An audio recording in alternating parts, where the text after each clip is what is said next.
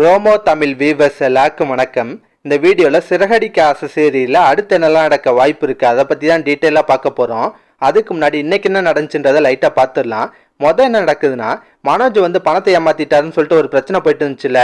லாஸ்ட்டாக ஒரு வழியாக வீட்டில் இருக்க எல்லாருமே சேர்ந்து மனோஜை மிரட்டி அவங்கவுங்க பங்கு பணத்தை அவங்கவுங்க வாங்கிடுறாங்க. அதுக்கப்புறம் தாங்க ஒரு முக்கியமான சம்பவம் நடக்குது.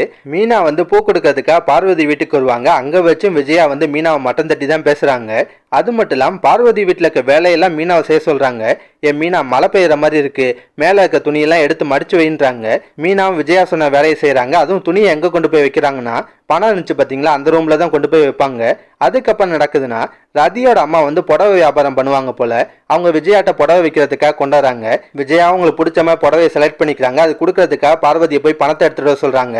ஆனா பார்வதி போய் பார்த்தாங்க பணத்தை காணோம். விஜயாவை கூப்பிட்டு விஷயத்த சொல்றாங்க. அதை கேட்ட விஜயாவுக்கு பயங்கர அதிர்ச்சியா இருக்கு.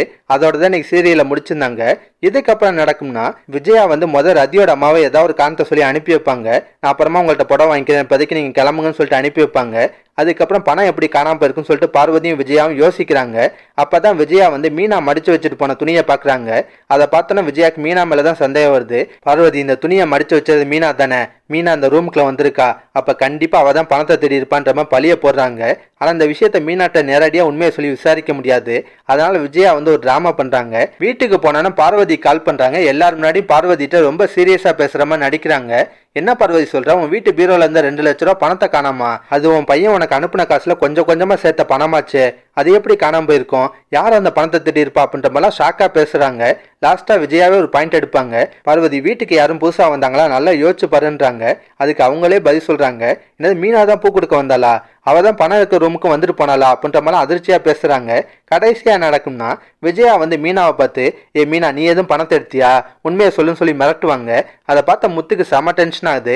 என் பொண்டாட்டியை பார்த்தா உங்களுக்கு என்ன திருடி மாதிரியா இருக்கு, அவன் மேல ஏன் பழிய போறீங்கன்னு கோவப்படுறாரு. பதிலுக்கு விஜயா ஆமாடா, அவன் பொண்டாட்டியோட குடும்பமே ஒரு திட்டு குடும்பம் தானே, கண்டிப்பா இவ தான் பணத்தை எடுத்துருப்பான்ற மாதிரி பேசுறாங்க. அதை கேட்ட முத்துக்கு இன்னும் டென்ஷன் ஆகுது.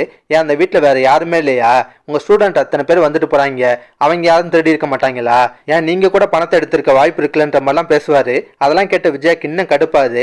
விஜயா போலீஸ் கேஸ்லாம் சொல்லிட்டு மிரட்டி பார்ப்பாங்க. ஆனா முத்து எங்க மேல எந்த தப்பும் இல்ல, நீங்க என்ன வேணா பண்ணிக்கோங்கன்ற மாதிரி தான் பேசுவாரு. ஆனா இதோட முத்துவும் மீனா விடாம உண்மையான திருடன் யாருன்னு கண்டுபிடிக்க முயற்சிக்கலாம். கடைசியில ரோஹிணி தான் பணத்தை திருநாங்கன்றத ஆதாரத்தோட நிரூபிச்சு ரோஹிணி அசிங்கப்படுற மாதிரிலாம் சீன் வரலாங்க. இதெல்லாம் பத்தி நீங்க என்ன நினைக்கிறீங்க, மறக்காம கருத்தை கமெண்ட்ல சொல்லுங்க. இந்த வீடியோ பிடிச்சுன்னா ஒரு லைக்கை தட்டுங்க. நம்ம சேனல் ப்ரோமோ தமிழ் ரிவ்யூஸ் இதுவரை சப்ஸ்கிரைப் பண்ணலாம், ப்ளீஸ் கை சப்ஸ்கிரைப் பண்ணிக்கோங்க. நான் உடனே சீல் அப்டேட் கொடுத்து டேக்கன். Bye guys.